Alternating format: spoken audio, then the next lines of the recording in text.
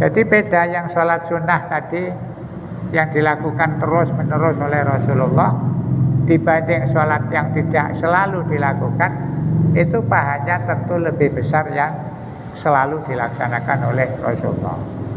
Jadi kalau kita milih niru yang Rasulullah istiqomah dibanding yang tidak, itu pahalanya lebih besar yang dilakukan secara istiqomah.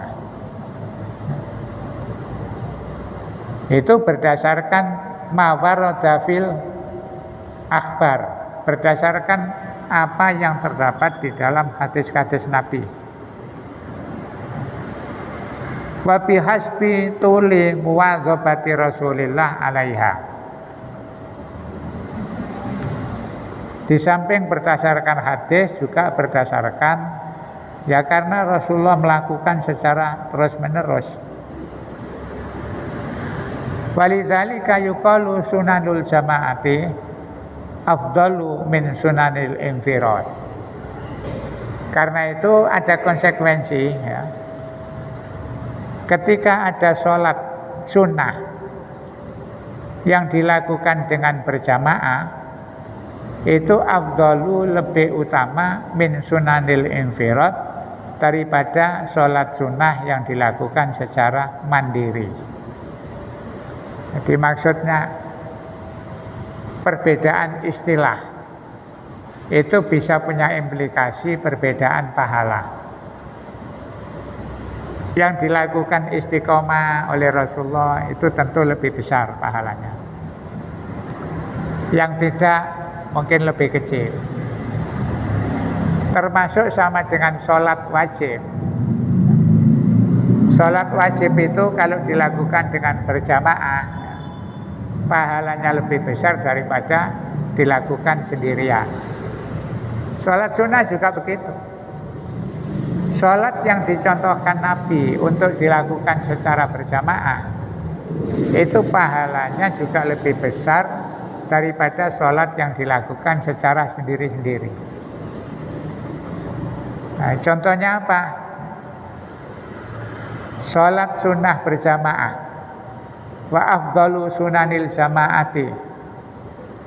Yang paling utama sholat sunnah yang dilakukan secara berjamaah itu misalnya sholatul Idi, sholat hari raya.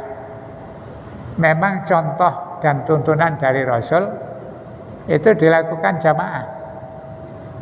Maka walaupun hukumnya sunnah, karena contohnya dilakukan berjamaah, ketika kita sholat hari raya berjamaah, itu pahalanya lebih besar dibanding orang sholat hari raya yang sendirian.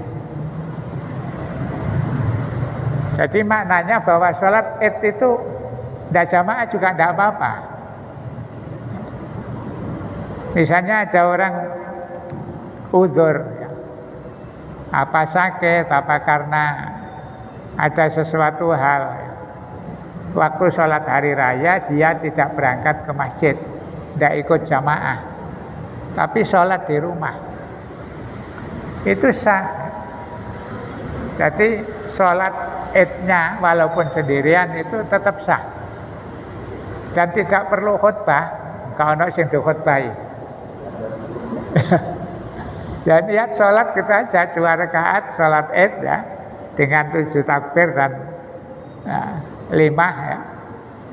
Nah itu sudah sah, tetapi tidak afdol. Pahalanya lebih utama kalau ikut berjamaah. Jadi ada contoh. Summal kusuf. Kemudian ada lagi sholat yang dicontohkan berjamaah itu misalnya sholat gerhana. Nah, sholat gerhana itu kan sunnah, dicontohkan Rasul berjamaah. Andai kan ada orang sholat, ada gerhana kemudian sholat sendiri di rumah, itu sudah sah dan dapat pahalanya sunnah sholat gerhana, tetapi lebih kecil dibanding yang sholat berjamaah. Nah, supaya kita tahu bahwa sholat hari raya dan sholat gerhana itu tidak harus berjamaah. Tapi yang afdol ya berjamaah untuk syiar. Di samping itu juga mendapatkan tambahan ilmu, karena ketika jamaah itu ada khutbahnya. Sholat gerhana juga begitu, nanti ada khutbahnya. Kemudian yang ketiga, sholatul istisqa. Sholat istisqa, sholat minta hujan. Sekarang nggak ada orang sholat istisqa. Hudan ya karepmu gak ya wis. Dulu ya, ada sholat istisqa itu. Dan ya ceritanya itu kan zaman sahabat, zaman Rasul dengan zaman sekarang itu kan beda jauh.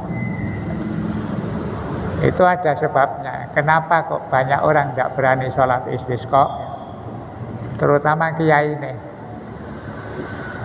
Termasuk saya itu nih, dijak sholat istisqa gitu ya, mikir-mikir. Kenapa masalahnya? Harus kadung sholat gedung-gedung mari mana gak udan. Terus direne wah gak mandi kiai ini. Ya kan? Itu kan jatuhkan martabat. Makanya banyak kiai tidak mau diajak sholat istisqa itu. Khawatir gak mandi. Nah dulu zaman Rasulullah itu juga hanya sekali sholat istisqa.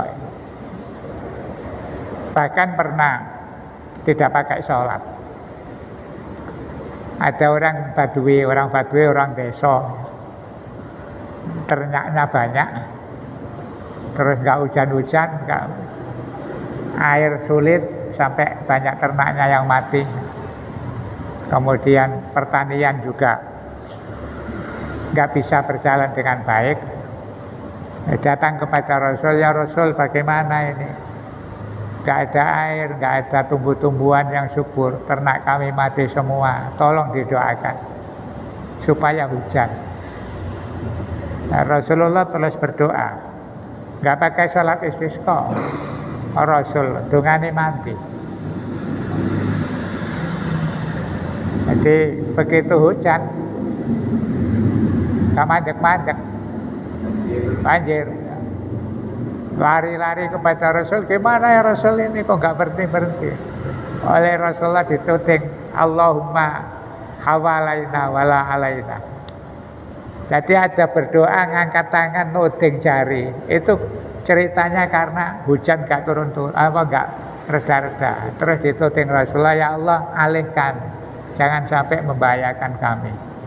Nah, makanya ada doa Allahumma hawalaina, alihkan ya Allah hujan ini, wala alaina, jangan menjadikan kami jadi bencana.